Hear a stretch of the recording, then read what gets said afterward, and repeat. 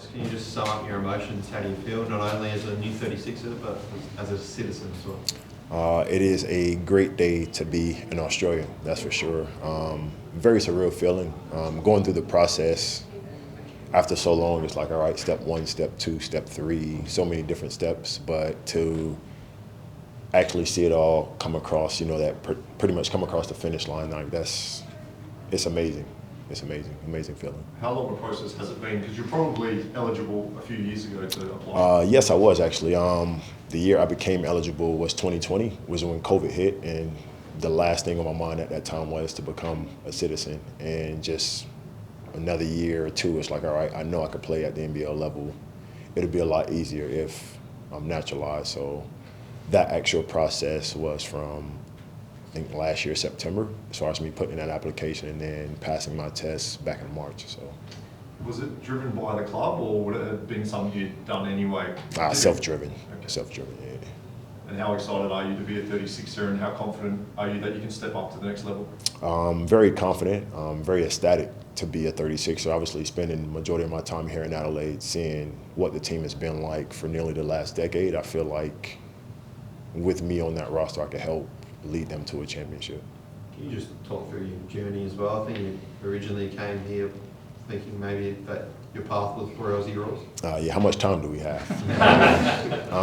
So obviously coming out at, the first time back in 2011 with the Sydney Swans and Paul Roos, I thought I would have got a lot of this over a decade ago with footy, but didn't happen, but still self-driven and being able to have good people in my life, come across good people in my life, such as Steve Kellis, introduced me to Al Green, who's obviously a Hall of Famer, and played for Al my first year at Woodville Warriors, and just kept plugging away at it since. But a lot of ups and downs, as anything in life.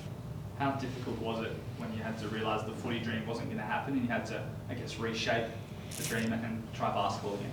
It wasn't difficult at all. Mom instilled with me at a young age to work hard, and eventually you put in all the hard yards, something good will come. And for me, maybe 10 years later, but it came, so I'm happy. How strange was it to have an Australian coach identify you over in America the way Paul Roos did? It was very, very different. Never saw footy before leading up to that point.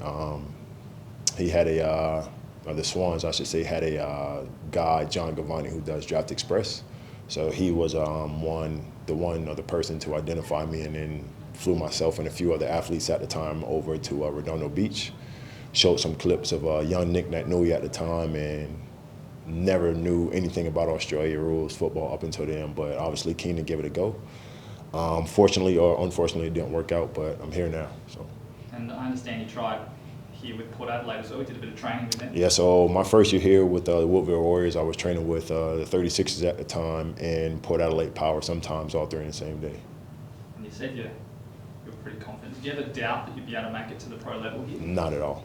Not at all. I've played against NBL players who've come through NBL 1 Central now, but back then, CABL, Premier League, different names, but I fared well against them, and I'm pretty sure I could do that elsewhere, anywhere else in the world, NBL, whatever. So.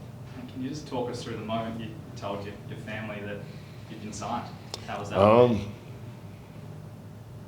I mean, more so Mom. She was happy, but it's like about time. Like you put in all the hard yards, you put in years of work, and same thing with my close friends. It's like you put in all the years of work. If anybody could do it, I knew you could. So, standard. For anyone who hasn't seen you playing locally, what can 36ers fans expect? If need be, down on the court. I leave my life out there on the court, give it every last single thing that I have. Simple. How consistent has that? You mentioned that you were with training with 36ers when you first came in and trialing with Port. How consistent is that communication being with 36ers? Not too consistent. So at the time, I was a different coach back in 2014 and 2016. I went out to a couple of sessions, and then last year, after South Adelaide Panthers won the grand final, I went out next week or two after that. So wasn't consistent every year after. And you've dominated at NBL 1 level. Can you talk us through that experience? You feel like you're too good for that level?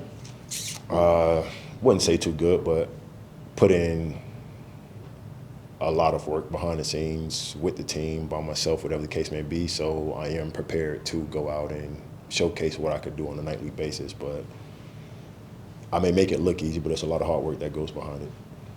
And how excited are you to play along some of the other 36ers next season? I'm very excited. New chapter in my journey, my basketball journey in life, obviously becoming a citizen as well. Really looking forward to it. Really looking forward to it.